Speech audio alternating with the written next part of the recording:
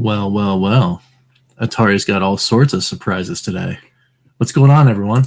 It's Rich Haywood here for Bacon Ice Cream Productions and Team RTFC, welcoming you to yet another episode of the Good Times Newsline Flashcast. Yeah, that's right. So a little slow on some of the news uptake. Wanted to do a little more research. Wanted to get some stuff straightened out. Maybe have some questions answered, that kind of thing. But we are here to share some news about Atari and their latest Waka Waka Waka, their latest purchase. So we're going to talk about that in a couple seconds. And then another surprise. We are all about to be abducted by some aliens. We'll get to that in a second. So hope you guys are doing well. Let's kick off with the news. Atari has bought M Network. That's right, folks. So all those Intellivision games that came out on the Atari 2600, maybe not all of them. We'll get to that in a second. But some of those games that you remember, the Frogs and Flies and all sorts of other fun stuff, the Astro Blasts and the armor ambushes and that kind of thing, could be, well, probably will be now, coming your way soon to an Atari VCS and or other things near you. Let me just bring up the mail that I got in the things here where this is discussed. So let me just see here. All right, so Atari announces acquisition of M Network, 2,600 titles and related trademarks. Not going to go through too in depth. Not going to read the entire thing. There are others out there. Shout out to Ballistic Coffee Boy, who actually did report on this story. But I've got a little more that I want to dig into just after that. So, but real quick, confirmed. There is going to be, I believe, 12 titles, or at least 12. More than a dozen, it says, Atari 2600 games published originally under the M Network label. The collection includes fan favorites such as Armor Ambush, which we just talked about, Astro Blast, which we just mentioned, Frogs and Flies, which we just mentioned, Space Attack, and Star Strike. Atari will seek to expand physical and digital distribution of these classic titles, create new games based on the IPs, and explore brand and merchandising collaborations. So like t-shirts and like all the stuff that Atari's been doing basically with all of the things that they've purchased. Now, again, just with Berserk, they mentioned that physical and digital distribution of the original titles. I cannot help but think that that might mean, Atari M Network.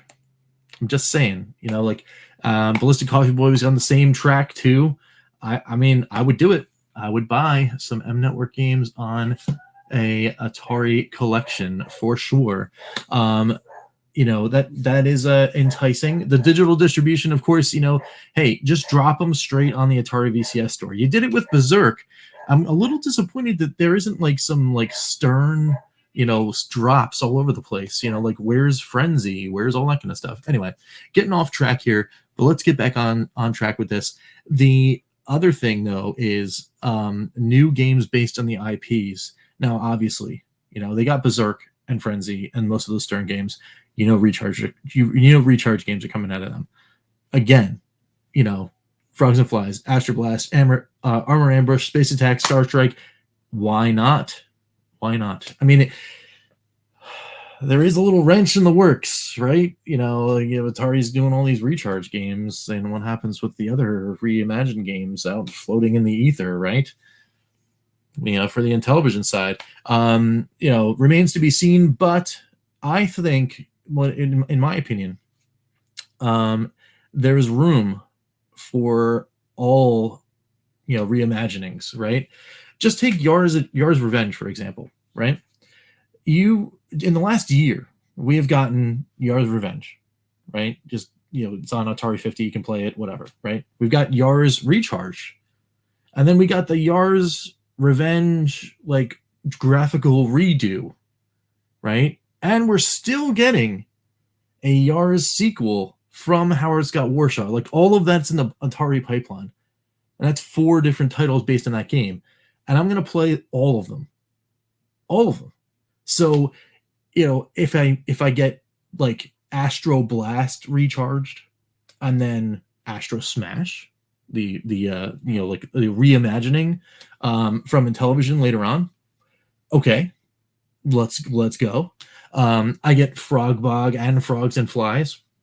Okay. I get Star Strike and Star Strike because it's the same thing. Okay. I'm okay with all of this. But so that's the announcement, right? It's 12 or more games that was purchased. We got the official announcements of Armor Ambush, which is Armor Battle, Astro Blast, which is Astro Smash, Frogs and Flies, which is Frog Bog, Space Attack, which is Space Battle, and Star Strike, which is Star Strike, right? So we know about those, right? Let's play a little game and get a little history lesson while we're at it, all right? So let's go. Let's do that. So a Blue Sky Rangers history lesson, as a matter of fact. Let's dive in here to this little guy, right off of the history.blueskyrangers.com/M network is the thing. I'll put down the link in the description. Again, not going to read a whole bunch of this stuff here, but it kind of does. This article does give you a lot of inside information as to like what happened with M Network. The Atari 2600 came out. There was a whole bunch of people that wanted to make games. There was people that were making games for Mattel and Intellivision. Mattel was like, oh, well, we've got our own games, but we should probably put our own, like our games somehow on the Atari. But we don't want to we want to make sure that they are not necessarily the Intellivision versions. Because if we use the same name, they were afraid that, oh, well, the games on Atari were going to be inferior. So, by nature, by dint of hardware. So, like, let's change the names so that there is not necessarily like a huge association, that kind of thing. And all of that. It's very interesting stuff. I definitely highly encourage you to read it. And again, the link will be below in the description to go there and see that information. Now, the cool, interesting speculation, right? They said 12 games, right? Or in this deal. So let's go down here to this list, right? We got Armor Ambush, which is already confirmed. Astro Blast, which is confirmed. Frogs and Flies, which is confirmed. Space Attack, which is confirmed, and Star Strike down there, which is confirmed. Now, what's left? Dark Cavern is not on that list, but I would almost guarantee that it's in the mix because Dark Cavern is Night Stalker, right? That's a huge game, and Dark Cavern was part of the M Network games. It was an Atari 2600 cartridge that did get released, so I don't imagine this is not included, right? Somehow, but Dark Cavern, not. So all of these things we also have to make very clear. This is not, oh, well, they got Astro Smash. No, they did not. Oh, they got, Dark Cavern. That means they got Night Stalker. No, they did not. So, anyway, I think that is on the list. International soccer, Super Challenge baseball, and Super Challenge football. Like, okay, they're the baseball and football games and the soccer games that were on Intellivision. Unless you're gonna really do like some recharge stuff, do you do recharge on these? Maybe you pick them up because they're in the bundle and you just have them. But I'm thinking maybe not. Now, here's where it gets dicey. Tron Deadly Disc and Adventures of Tron, awesome games. I don't know if they're on that list. To be honest, I don't know if they're on the list. And the reason why I don't think they're on the list is because of licensing, right? Same with Bump and Jump, Burger Time, Kool-Aid Man, and Masters of the Universe, the Power of He-Man, and maybe even the AD&D games that never actually got finished, Treasure of Tarman and Tower of Mystery. Now, is it possible that Treasure of Tarman is on the list because they're just going to drop the AD&D name and use Treasure of Tarman and then put that out as like a reimagined. Maybe, that's already precedent has already been set over here on the Evercade side of things. All right, with the Television Collection 2, because we have Cloudy Mountain and Tower of Doom on this card. And they were AD&D titles. They just stripped the name and they put out the game, right? So that is a possibility that we might see in the Atari sphere, these AD&D games coming in and getting reworked and getting put out. So that's kind of cool. What I think is more likely, Air Raiders is a game that is actually of the 17 that they actually released on the 2600. It says right here, it's the only one that was 100% original. So it only existed on the 2600. It makes perfect sense that Air Raiders would be a part of this package because, again, it was an Atari game, like an Atari game, period. So that was kind of cool. So I think that makes this list, which makes it 1, 2, 3, 4, 5, 6, 7 at least, right? Maybe 8, 9 here. And then you've got all these other unreleased or unfinished properties. There's a Sea Battle game that was unreleased, right? Which is basically Sea Battle, and an Atari, an Intellivision property, right? Which gets you to 10. Sharp Shot is also in this list, which gets you to 11. And because of some of these others are, again, they're unfinished or unreleased, but they had ties to other arcade games or other licensing. So again, I don't think those are on the list. Master of the Universe 2, no. Mission X, no. Rocky and Bullwinkle, no. Right? So we're already at 11. And then maybe a couple of these are games, again, that never got released or never got finished, that they're like, oh, well, let's just pick up the code. We'll finish them. We'll put them out. It's fine. Sword Fight here. Let me see what this is here. Let's see. This is an original 2600 game designed and programmed by Steven Tatsumi. So this one might actually be on the list because, again, it's an original 2600 game that never saw the light of day. That is cool, and also lends credence to if they're going to do this and they have relationships with like Blaze. That's very, very cool stuff because, again, like Blaze loves shining that light on unreleased stuff. Then it gets reworked and then it gets released in that thing, and then maybe Atari gives the rest of these properties and they're like, all right, well, Sneaky Box, here you go, here's your next batch of awesome recharge games for you. And then they make recharge games based on all these. Awesome. Very cool stuff. I am so excited about all this stuff. So other than that, again, the link will be below in the description for this. Highly recommend that you visit the Blue Sky Rangers history website because, oh my goodness, so much good information about this. The Blue Sky Rangers, of course, are members of the original Intellivision development teams. These are the guys that have been working or were working on some of these titles and are, of course, some of the original Intellivision titles. Wealth and huge wealth of information on the pages. Really awesome insights, like fun facts, all that kind of stuff. So that's very, very cool. And that's pretty much that for this. The only other thing that I know for a fact, because there was a little bit of some I don't know, like rumors, speculation, like where do these licenses come from, right? Did they come from Mattel? Did they come from this guy? Did they come from the dude down the street? So what I did hear from some pretty reliable sources is actually no, these actually did come from current Intellivision Entertainment. So these licenses were purchased by Atari from current Intellivision. So I don't know what that means. I don't know what any of that does. But hopefully that means that, maybe some wheels will turn and we'll get some more information soon about what's going on the Intellivision side of things. Like I said, no idea exactly what's going on there, other than the fact that I do know that Intellivision the current Intellivision was directly involved in this acquisition. So that means they held all that stuff that Atari bought.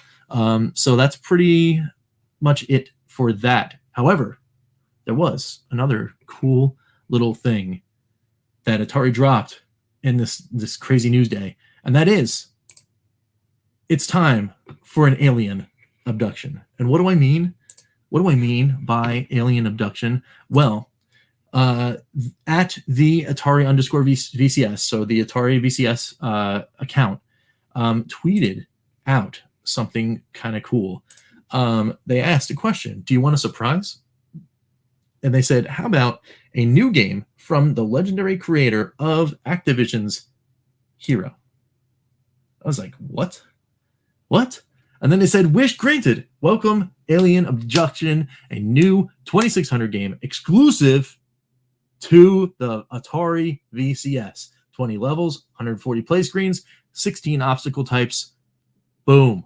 Mic drop. And look at this. Look at this stuff here. I'm going to try to see if I can, there we go. Look at that artwork. Now, you know that's the label art, right? Look at that. Look at that label art. Very, very cool stuff. Not much more is announced or known about this, but that is so cool. Cannot wait to know when this is coming out. How this all happened, but awesome. Former creators from Activision are now making exclusive Atari games, and they're coming directly to the VCS. Yes. Please, more of this. Please. Very, very exciting. Very, very happy. Just awesome, guys. Just awesome. So, with all that there, again, we don't know much. I think just bask in the glory of this thing. Hey, getting any kind of new game that even comes close to the feeling of Activision, and you're oh, hey, have some more of this, and you can play it on your Atari VCS all day long, guys. And then, you better give that game over to Sneaky Box, and they better do a recharge. I'm just saying. You do that, and then give me a recharge. Just like the M Network. Give me all the old stuff so I can play them again, and then give me the recharge. I know they're all going to feel different or whatever, but hey, let's go. Let's do it. So, anyway, what do you guys think about all of this? Leave it down below in the comments. Love to talk to you guys. Love, chatting and doing the speculation and all the rumors and all that kind of fun stuff. That's pretty much it. So that's it. We're good. But it is the end of a episode here on Bacon Ice Cream Productions. So that means we have to do one thing and one thing only, and that's thank every single member of the Good Times Club. So thank you, the EverCanadian. Thank you, George Games. Thank you, Chris Westerman. Thank you, Crimson Cross. Thank you, Phantom Fiction. Thank you, Scalatrex. And thank you, Lloyd R. Jim, all for being members of the Good Times Club. It's awesome. Thank you guys so much for all of your input, and you're pushing me to do awesome things here on the channel, for example, a brand new series that also dropped tonight. Yes, it is the featured video on the channel right now. It's Retro Rich's Restorations, where I take things that were in 8.5 feet of water directly under where I'm sitting right now, like this, and try to make them work again after them being around and drying out for a year and a half plus. So very cool stuff. Thanks. Check that out. If you guys haven't already, you haven't heard, check out the video. Leave me a comment on that too. It's awesome. And hey, we're going to be doing some more speculation, of course. Blaze, getting all sorts of collector visioning it up. What's up with that? I don't know. We're going to talk about that more tomorrow over on my buddy Ed, Retro Clandestines, the Evercade Effect channel. Get on over there tomorrow, 11 a.m. in the ESTs for the Evercast, where we're going to be talking about all that speculation and goodness. I might be late to that particular cast, but that's okay. Everyone else will talk about that anyway. And that's that. So until next time, folks, we will catch you next time for some good times. I'm Rich, and we'll see you later. take it easy, guys. And like I said, get down in the comments. Let me know. Let me know what's all this crazy news. And Atari, what are you doing? You're buying everything. Come on over and I don't know. I get some stuff down there. I'll sell you. All right, let's go. All right, see you guys later.